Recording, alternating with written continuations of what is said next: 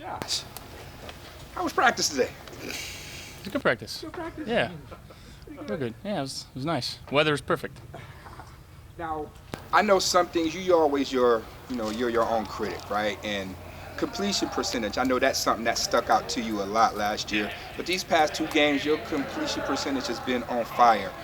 Just care to talk about some of the ways that you think that could, increase that percentage from last year to this year. Just making quicker, more decisive decisions, being smart with where the ball's going, obviously utilizing the backs and tight ends and some of the underneath stuff, and then just concept-wise making sure that we've got enough plays in where we're getting guys the ball in their hands. Josh, you've never played in Washington, right? This is the first It's one of the few stadiums I haven't played in yet. When you go into a new stadium, what do you look for physically in a new stadium and a new surrounding? Yeah, I mean, walk out there, you kind of feel the turf or the grass, whatever it's got. You look for the play clocks, and then if there's any weather, kind of where the wind's affecting certain spots of the field. Other than that, nothing crazy. It's 100 yards, you're good. Exactly. Yeah. At this stage of your career and with a track record, what does AFC Offensive Player of the Week mean? It means typically they give it to the team that won the game, so it's a win. Does it mean any more from the Jets game to what you put out there last weekend? No, I mean, I was surprised. I didn't think stats were that great, but again, I was talking to Nate Bresky, and he just said, imagine that kid in Fireball high school getting one of these and thinking about that. So I'm just trying to put things in perspective, but it doesn't mean a whole lot, but it's still nice. It means we won a game. On that note, Josh, you win AFC Offensive Player of the Week when you say the stats weren't that great. It wasn't a 400-yard game. It wasn't a 100-yard rushing, but does that kind of reinforce to you the kind of game that you did play to help your team win last week? For sure. Just, smart football, staying within the system, not trying to do anything too crazy. And again, we scored on 6 of our 8 drives, really 7 if you don't include the last one where we took knees. So, just making sure we're being smart and methodical in what we're doing, and just trying to stay ahead of the sticks and win football games. To continue on that, Sean said both Monday and again today that he thought that game was so good for you.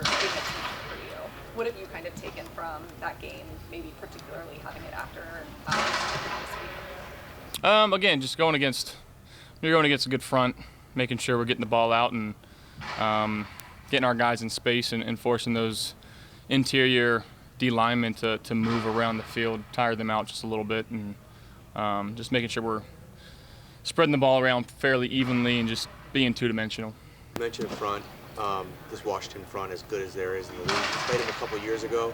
Obviously got Chase back last week. What have you seen on tape, and how are they different from that group? Yeah, it's one of the best groups, if not the best group in the league. Up front, they're all big, fast, powerful, explosive. They all can get after the quarterback. So again, making sure that we don't let them take over the game, because they have the ability to do that. So making sure we're dialed in, communicating well, and ultimately the team that best executes on Sunday is going to win the game. But yeah, we'll have to have a good week of practice, develop a plan, and try to stick to that plan. Josh, in that game against the Raiders, on the first drive there was a play where you stepped out of bounds to take a sack rather than take a hit or take a throw. Is that an example of a play that you might have done a little differently than maybe you had in the past? Maybe. Maybe saving a sack on the stat sheet and just taking an incompletion for my lineman there. The only thing I can think of. Do you do anything with all those awards? Kevin just said, what am I going to do with my Player of the Week check? So I'm still waiting for those to come in. I don't know if they got my address wrong or not, but. Did you get a certificate or something? I think you get a ball. But Kevin's address? They might be. Kevin might be hoarding all those. Jim Kelly is the most of those awards in franchise history. What does that mean to you?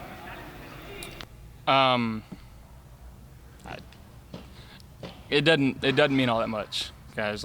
We're just out here I'm just trying to help this team win football games, and again, they don't give those awards to guys that are losing football games. So again, helping put my team in good position to win football games. That's all I'm trying to do.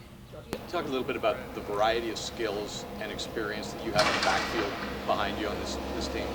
Yeah, again, bringing in two guys like Damian and Latavius.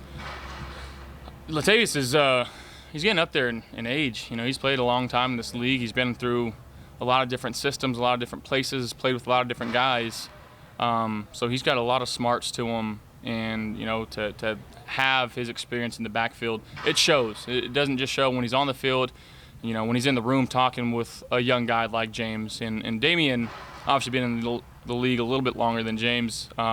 He's still pretty young too, but you can tell just the experience that he's had in big games. You know, obviously going to Alabama and you know, just being in those big game environments, that the game's never too big for them. They understand their assignment, and you know, that room is all true professionals. It really is. How critical is their participation in trying to declaw that defensive line that you referred to earlier in Washington? Big time. If you know, if teams want to start playing, you know, the two high shell, the quarters, the Tampa, and try to get to the quarterback with four guys, you know, we got to be able to run the football effectively and try to pull them out of that so we can open up some things in the passing game. But if they just want to keep playing, like I said, that shell, keep running it and trusting that those guys are going to go make yards. You said the offense was smart, methodical, you were able to share the football.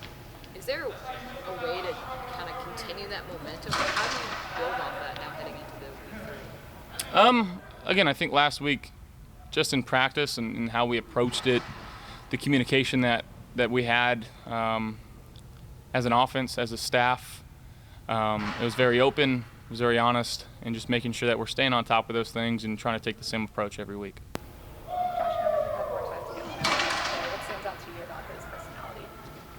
He's quietly the funniest guy in the team. You know, he doesn't say much, but when he does, it's pretty funny. He's got a very unique personality. He just kind of lays low in the weeds, and it's no pun intended. He's not the biggest guy, but he's awesome to be around. And again, he's just as time goes on, he's opening up more for the receiver room in this offense, and you know, the more we can pull out of him, the better.